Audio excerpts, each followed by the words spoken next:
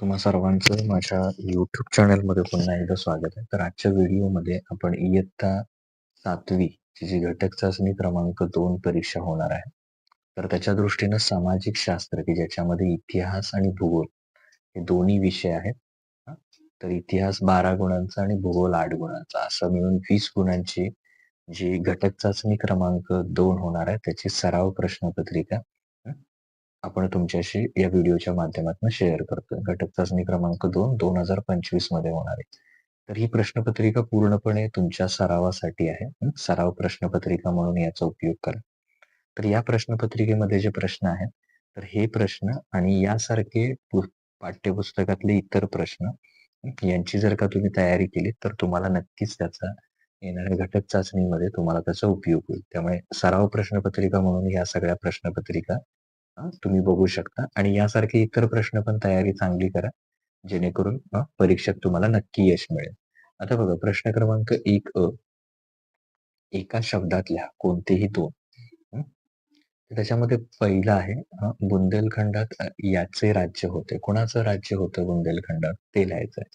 मथुरेच्या जटांचा घाटांचा प्रमुख कोण होता?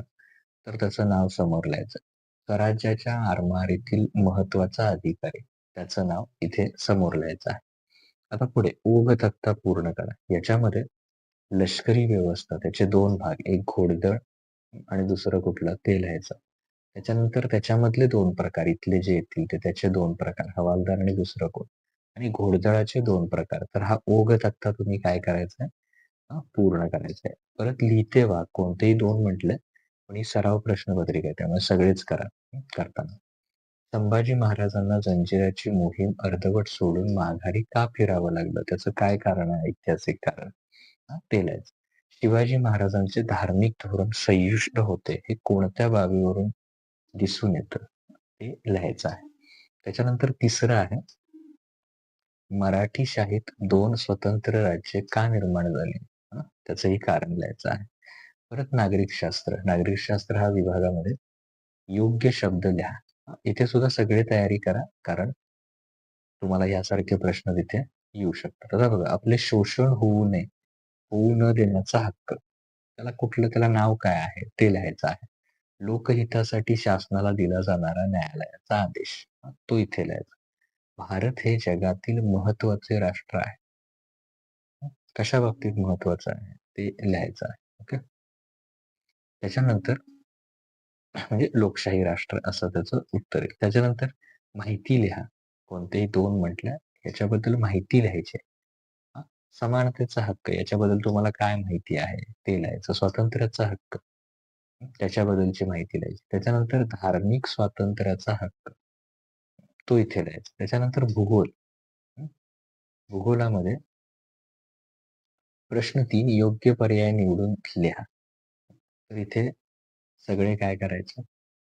योग्य पर्याय निवडून भारताचा बहुतांश भाग हा प्रदेशात मोडतो. कोणत्या प्रदेशात मोडतो? 3 पर्याय दिलेत. पर्वतीय, मोसमी की तैगा.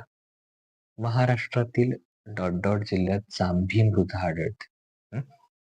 कुठली मृदा आढळते? तर ते इथे लिहायचं आहे. तिन्ही पर्यायापैकी योग्य पर्याय निवडा. रायगड, बीड की नांदेड. त्याच्यानंतर अपसूर्य स्थितीत पृथ्वी सूर्यापासून अंतरावर असते. कमीत कमी, जास्तीत जास्त की समान अंतरावर.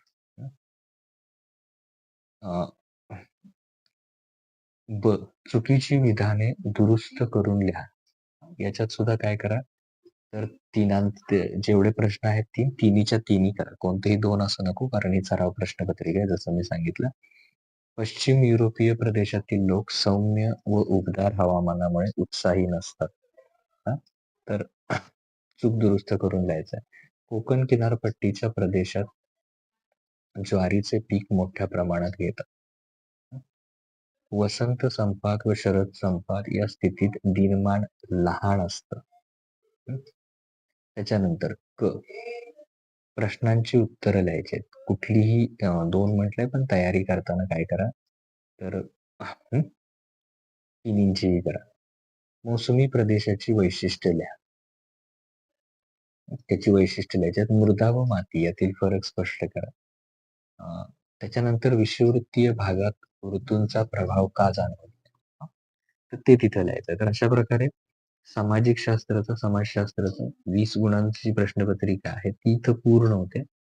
पुढील व्हिडिओमध्ये आपण पुढच्या ज्या सराव प्रश्नपत्रिका आहेत तर त्या बघूया, जेणेकरून इतर विषयाचे जे आहेत त्याची ऑलरेडी सगळ्या विषयाच्या आपल्या झालेल्या आहेत.